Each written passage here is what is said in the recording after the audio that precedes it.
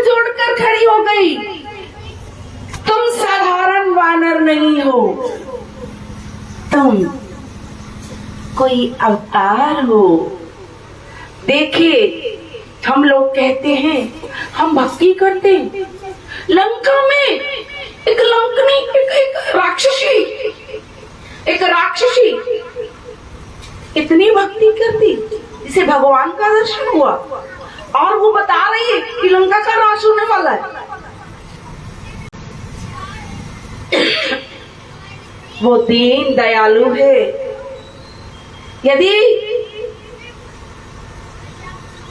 यदि आप चाहे तो घट में प्रकट कर सकते हैं।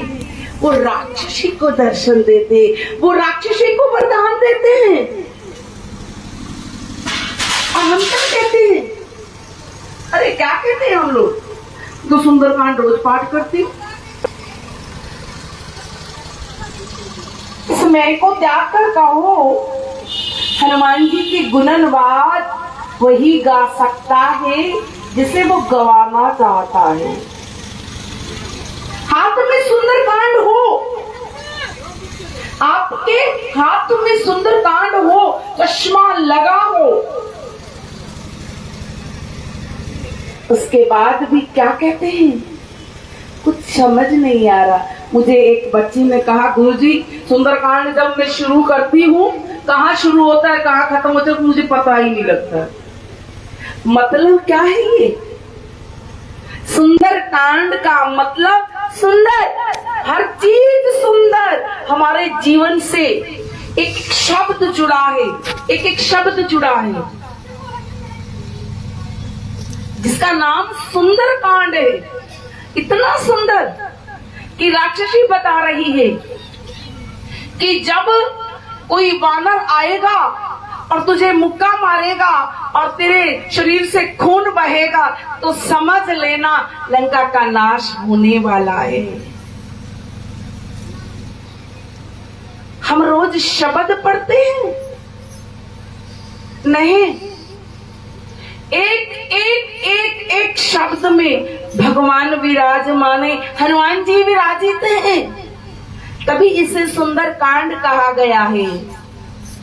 कोई भी कांड ऐसा नहीं है जहां केवल अयोध्या कांड है तो राम जी के साथ बहुत सारे, जैसे माता पिता, गुरु जी, इसमें केवल केवल केवल केवल हनुमान जी का वर्णन है। हर चौपाई के बाद देखिए, आप कोई भी चौपाई देख लीजिए, सब में हनुमान जी विराजमान है। एक शब्द, ये शब्द नहीं है, सब हनुमान जी हैं। हमारी इन आंखों को देखना आ जाए, हमारी आंखों में वो नूर समाए कि हर शब्द में हनुमान जी दिखाई दे। कौन कर सकता है कि एक शब्द में, ये सुंदर कांड है भाई, एक शब्द में वो है, एक शब्द में वो है, दिखाई नहीं दे रहे।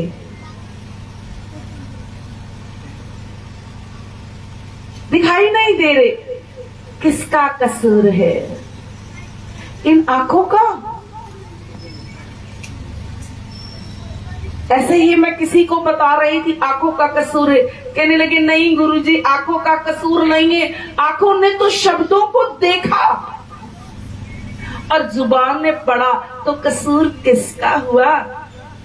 आंखें तो अपना काम कर रही हैं, पढ़ रही हैं भाई, आंखों ने पढ़ा, लेकिन जुबान ने भी गाया, लेकिन बुद्धि ने केवल शब्द समझ लिए, शब्द समझ लिए। ये शब्द नहीं है। जब भी आप सुंदरकांड उठाएं, पहले तो परमात्मा से प्रार्थना करें, मेरा ये तन नहाकर तो पवित्र हुआ, इसे भीतर से भी पवित्र करना कि मैं इसे पढ़ सकूं। आंखें पढ़े, मन विचारे और बुद्धि इससे अपने में धारण कर लेवे तो सुंदरकांड पढ़ने का फायदा है। जो लोग कहते हैं 20 मिनट लगते हैं जी सुंदरकांड पढ़ने में, पूरी जिंदगी लग जाती है सुंदरकांड पढ़ने में। सिखा रही हैं हमें हनुमान जी, सीखिए।